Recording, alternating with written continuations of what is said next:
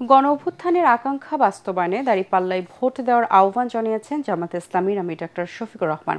সকালে যশোরে ১১ দলীয় ঐক্যের নির্বাচনী জনসভায় এই আহ্বান জানান তিনি।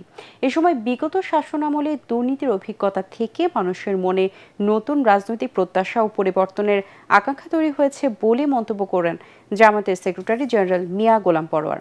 এখন খুলনার পথে রয়েছেন জামায়াতে আমির সহ ১১ দলীয় ঐক্যের শীর্ষ নেতারা। সেখানে সমাবেশ শেষে যাবেন বাগেরহাটে। খায়রুল ইসলামের রিপোর্ট। দেশের দক্ষিণ পশ্চিমাঞ্চলে সফরের দ্বিতীয় দিনে সকালে যশোর ঈদগাহ ময়দানে অনুষ্ঠিত হয় জামায়াত ইসলামী ও ১১ দলীয় জোটের জনসভা। ভোর থেকেই দলে দলে নেতাকর্মীদের আগমনে ঈদগাহ ময়দান ছাড়িয়ে আশপাশের সড়কগুলো পরিণত হয় জনসমুদ্রে। জামায়াত ইসলামীর সেক্রেটারি জেনারেল মিয়া গোলাম পরোয়ার বলেন, গত ৫৪ বছরে যারা দেশ শাসন করেছে তারা কেউই দুর্নীতিমুক্ত নয়।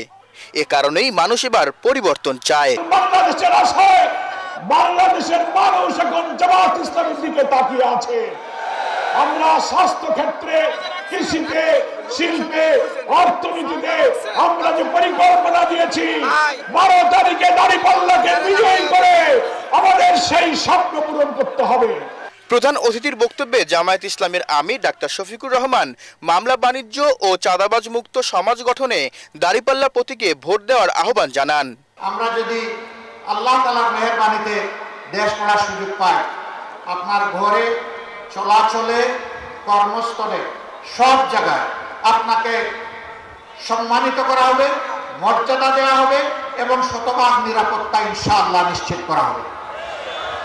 বড় শহরগুলোতে মেয়েদের চলাচলের জন্য আলাদা যোগাযোগ ব্যবস্থা গড়ে তোলা হবে। জায়গায় জায়গায় পুরুষের জন্য অনেক ব্যবস্থা আছে, মহিলাদের জন্য কোনো ওয়াশরুমের ব্যবস্থা নেই, নামাজের ব্যবস্থা নেই। ইনশাআল্লাহ সেই উদ্যোগগুলো আমরা নেব। দুর্নীতি ও চাঁদাবাজদের লাল কার্ড দেখিয়ে গণভোটে হ্যায়ের পক্ষে রায় দেওয়ার কথাও বলেন তিনি। ১২ তারিখ প্রথম ভোটটা পড়বে হা চিহ্নে ইনশাআল্লাহ।